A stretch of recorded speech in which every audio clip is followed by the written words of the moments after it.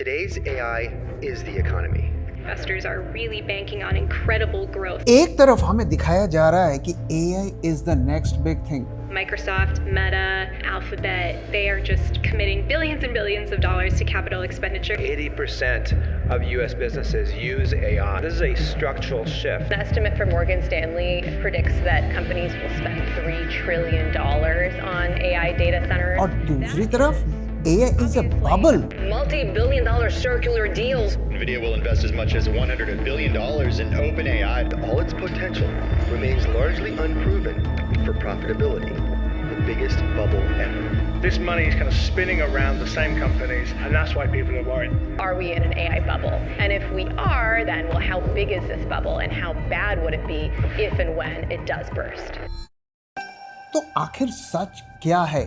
AI दुनिया का सबसे बड़ा रिवॉल्यूशन है या हिस्ट्री का सबसे एक्सपेंसिव बबल?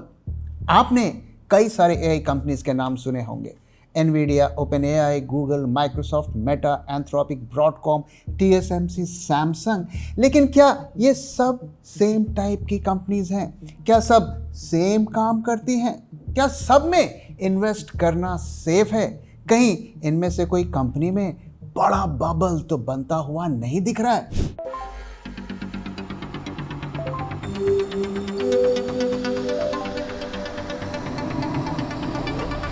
जब मार्केट की हो बात, better ask bull track. Hello bull trackers, दोस्तों आज समझेंगे ये सब कुछ एंड टू एंड। पहला, AI की 5 लेयर्स और हर लेयर में कौन है असली विनर। दूसरा, रियल कैश फ्लो वाली कंपनीज वर्सेस सिर्फ कहानियां बनाने वाली कंपनियों का फर्क। और तीसरा, बबल आर्ग्यूमेंट और ग्रोथ आर्ग्यूमेंट, दोनों को समझेंगे ऑनेस्टली। और हाँ, वीडियो में मैं आपको ये भी बताऊंगा कि इंडिया से डायरेक्टली NVIDIA, गूगल, TSMC जैसे स्टॉक्स में इन्वेस्ट करना कितना इजी हो गया है इंड मनी जैसे ऐप्स के थ्रू। तो चलिए डिकोड करते हैं। देखिए, AI कंपनीज के बड़े बड़े नाम सुन के ही इन्वेस्ट कर लेना कोई बहुत समझदारी की बात नहीं। पहले हमें AI का बिजनेस मॉडल समझना पड़ेगा लेयर बाय लेयर। जब तक आप AI के असली मॉडल और बिजनेस नहीं समझेंगे, आप सही जगह इन्वेस्ट नहीं कर पाएंगे। और ऐसा भी हो सकता है आप किसी .com टाइप कंपनी में इन्वेस्ट कर लें जिसका फ्यूचर अनसर्टेन और रिस्की हो। तो सोचिए, एक पिरामिड है, 5 लेयर्स, नीचे से ऊपर हर लेयर एक अलग बिजनेस है। पहले एक चीज समझें जो बहुत ज़रूरी है। जब लोग AI स्टॉक्स बोलते हैं, वो अलग अलग चीज़ें एक डब्बे में डाल देते हैं। जैसे कोई कह दे पेट्रोल इंडस्ट्री में इन्वेस्ट करो, बिना ये सोचे कि आप ONGC में इन्वेस्ट करना चाहते हो या पेट्रोल पंप फ्रेंचाइजी लेना चाहते हो या किसी टायर कंपनी खरीदना चाहते हैं। सब कनेक्टेड है, लेकिन सब अलग अलग बिजनेसेस हैं और सबकी कमाई का मॉडल बिल्कुल अलग है।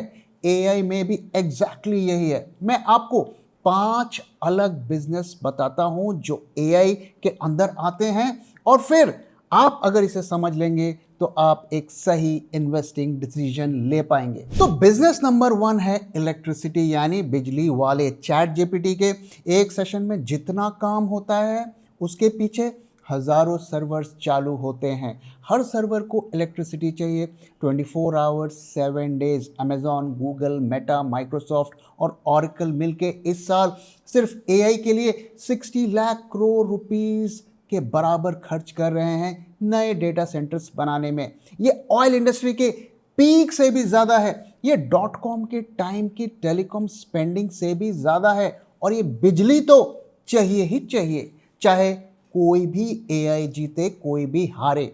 और इस लेयर के बड़े प्लेयर्स कौन हैं?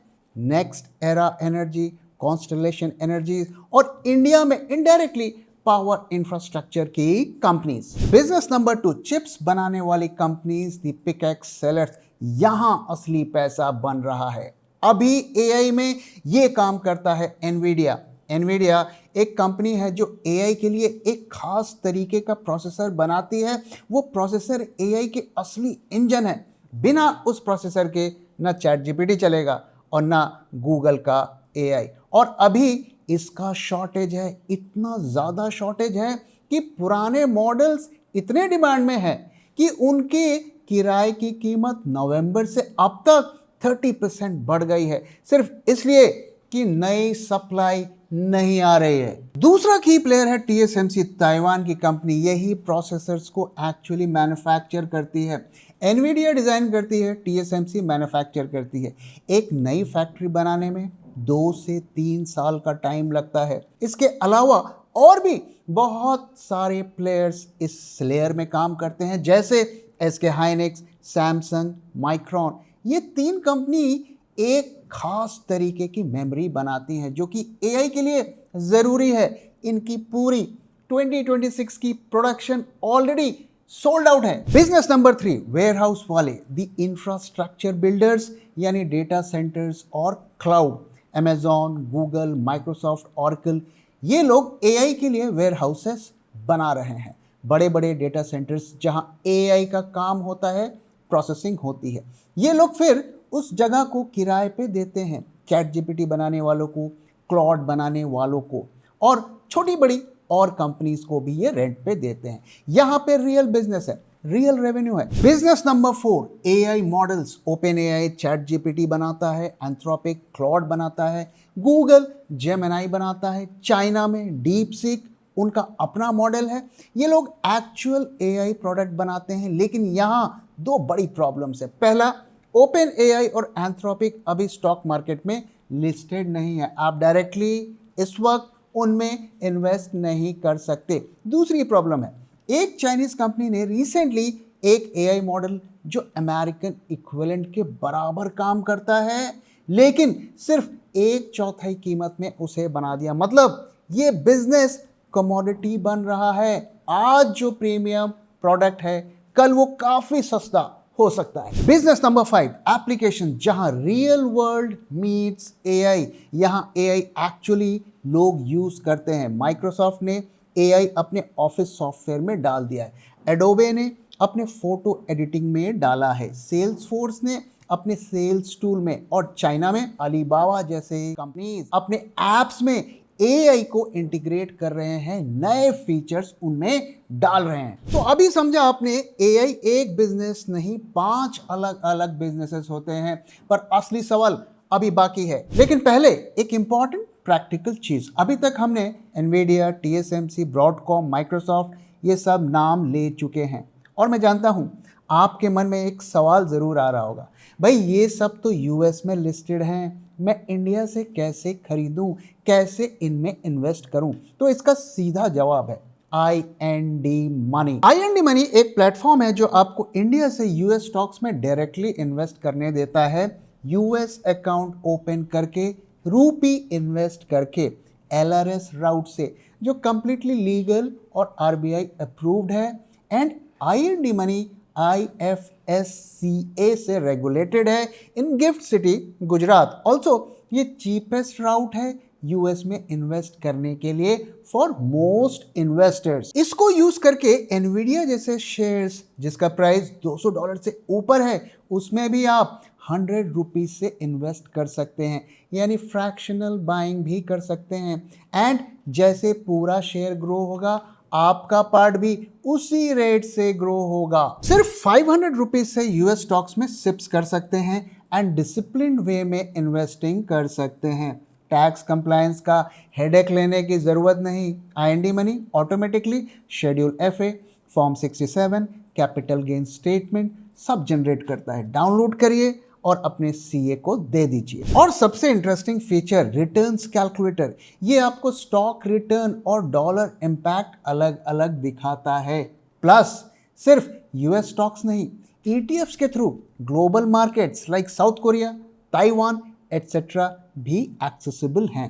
KYC एंड ऑनबोर्डिंग बहुत इजी है, सिर्फ 5 से 10 मिनट लगते हैं, एंड कोई अकाउंट ओपनिंग चार्जेस भी नहीं है। इनमें से कौन सी कंपनीज जेन्युइनली पैसा कमा रही हैं और कौन सी सिर्फ प्रॉमिस दिखा रही हैं, क्योंकि यही फर्क करता है एक जेन्युइन इन्वेस्टमेंट और एक जुए में। अमेजॉन, मेटा और माइक्रोसॉफ्ट तीनों के कुछ क्वार्टर्स में इस साल कैश फ्लो 0 या नेगेटिव होने की तरफ जा रहा है। क्यों?